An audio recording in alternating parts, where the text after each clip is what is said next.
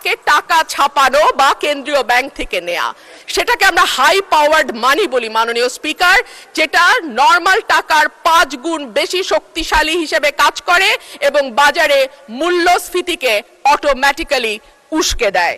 মাননীয় স্পিকার, এবার আসি বিদেশি ঋণের কথায়।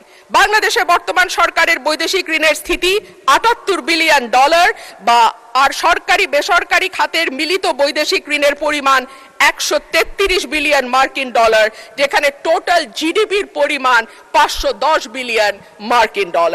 এইসব দেশি বিদেশি ঋণের সুদ পরিশোধের জন্য বাজেটে রাখা হয়েছে 13.59%, যেখানে স্বাস্থ্য, শিক্ষা, সামাজিক সুরক্ষা এবং খাদ্য এই 4টি খাত মিলে পুরো ব্যয় ধরা হয়েছে 29.74%। বিশ্বব্যাংক বা IMF যদি ঋণ দেয় তবে নিশ্চিতভাবেই শর্ত হবে কঠিন, তবে ঋণের সুদ হার হবে কম এবং লম্বা সময় ধরে পরিশোধের সুযোগ থাকবে।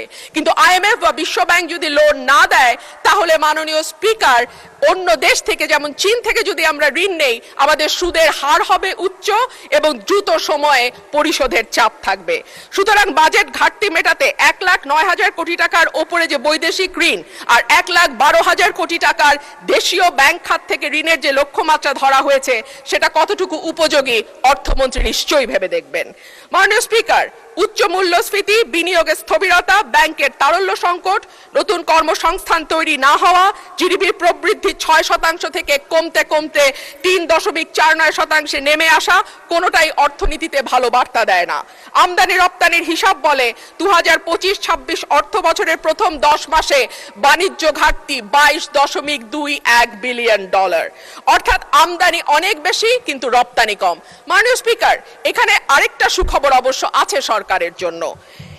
কেন্দ্রীয় ব্যাংকের তথ্য দেখা যায় জুলাই থেকে এপ্রিল সময়ে বিনিয়োগ বৃদ্ধির অন্যতম প্রধান নিয়ামক মূলধনী যন্ত্রপাতি বা ক্যাপিটাল মেশিনারিজ এর আমদানি বেড়েছে 12.50%। এটি নিঃসন্দেহে বিনিয়োগ বাড়ানোর একটা ভালো ইঙ্গিত। মাননীয় স্পিকার, সরকারি হিসেবে দেশের সার্বিক মূল্যস্ফীতি এখন 10%-এর মতো। করমুক্ত আয় সীমা কিছুটা বাড়িয়ে 3,75,000 টাকা করা হয়েছে।